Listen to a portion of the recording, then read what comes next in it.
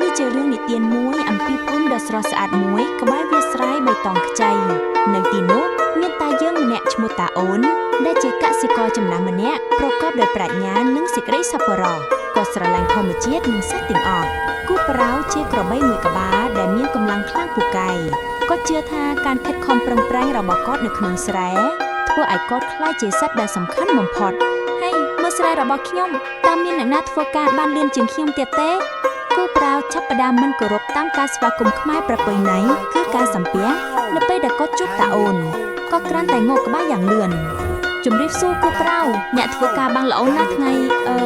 ជំរាបសួរថ្ងៃមួយនៅថ្ងៃដែលក្តៅហែងគូប្រៅបានជួបគាំងយ៉ាងជ្រៅទៅក្នុងភក់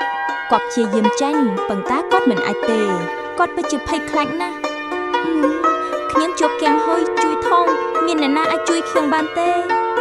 ទោះបីជាគូប្រៅមិនបានគោរពគាត់ក៏ដោយតាអូនបានដើរមកជិតគាត់ជាមួយនឹងឧបករណ៍របស់គាត់បានមកជួយហើយកុំបារម្ភគូប្រៅខ្ញុំនឹងជួយអ្នកតាអូនមិនខឹងនឹងគូប្រៅទេ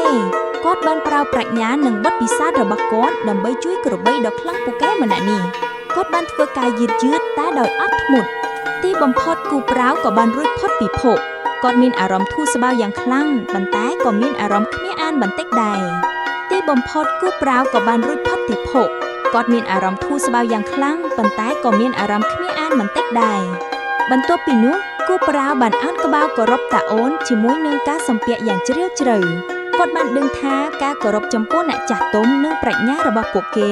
គឺជាមូលដ្ឋានគ្រឹះនៃសហគមន៍ល្អ